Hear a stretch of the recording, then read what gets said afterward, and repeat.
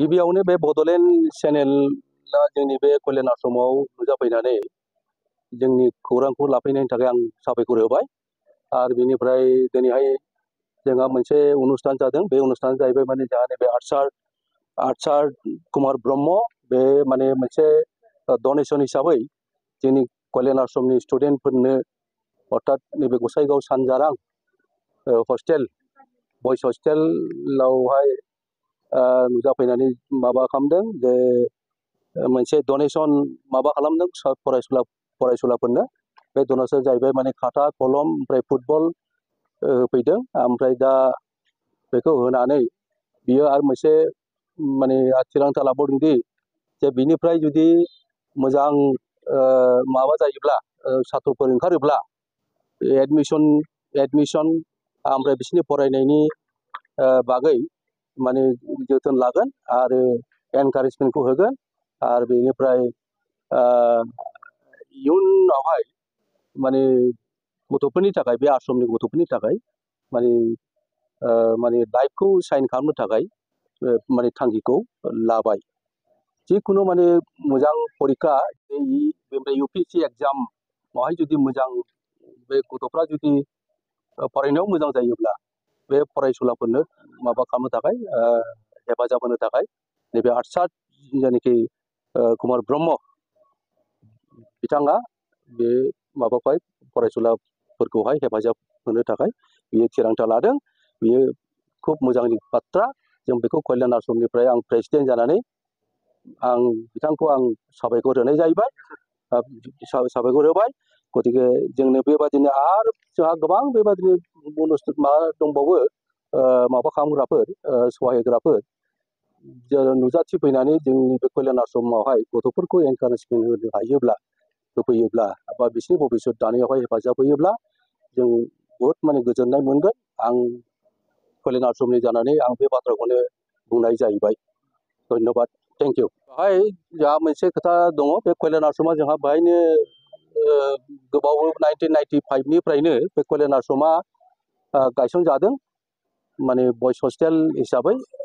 आरो बिनि नामखौ सानजारां होननानै दा सानजारां हस्टेल होननानै मिथियो। बियो जाबाय अल आसाम कल्याण आश्रमनि आन्डार हेफाजाबनि जानाय। ओमफ्राय दा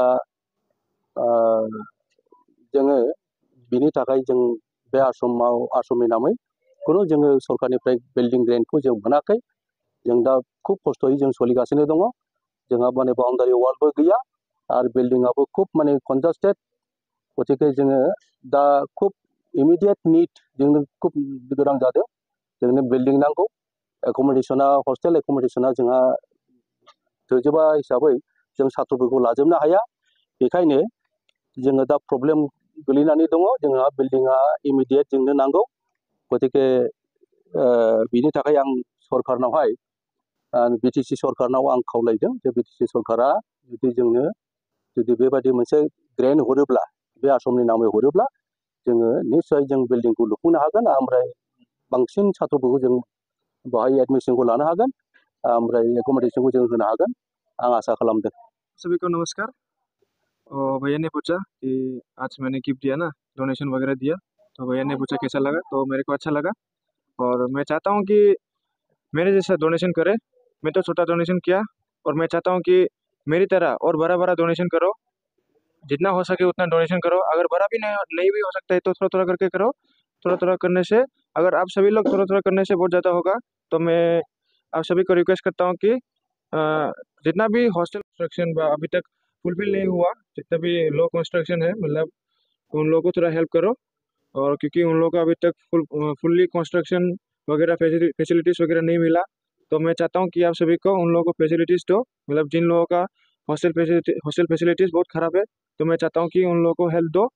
जितना हो सके उतना हेल्प दो, ये मेरा रिक्वेस्ट है। यहाँ पे लगभग 34 स्टूडेंट्स है, क्लास 4 से लेकर क्लास 10 तक। एक बात बोलना चाहता हूँ कि अगर कल्याण आश्रम से, पहले मैं कल्याण आश्रम की बात करूँगा क्योंकि मेरे पास भी उतना बजट नहीं है। मैं पहले कल्याण आश्रम को देखूंगा क्योंकि मैं वहाँ से मतलब निकल गया हूँ, मतलब बाहर निकला, मैंने वहाँ पे ही रह के बाहर निकला। तो मेरा ये फर्ज बनता है कि कल्याण आश्रम को देखे। अगर मैं फ्यूचर में अगर हाई लेवल तक पहुँचा तो मैं सबको देखूंगा। तो मैं बोलना चाहता हूँ कि अगर कल्याण आश्रम से जो भी बंदे को क्लास 10 में SSLC में अच्छा परसेंटेज मिलेगा, मैं उन लोगों को JEE या फिर नेट जितना भी कॉम्पिटिटिव एग्जाम्स है, मतलब कोचिंग लेने के लिए मैं जितना हो सके उतना फाइनेंशियली हेल्प करूँगा। क्योंकि यहाँ का जितना भी स्टूडेंट्स है सब पुअर फैमिली, मिडिल फैमिली से बिलोंग करता है। तो मेरा और आप सभी का फर्ज बनता है कि आप सभी लोग आके मेरे साथ मिलके हेल्प करो, ये मेरा रिक्वेस्ट है।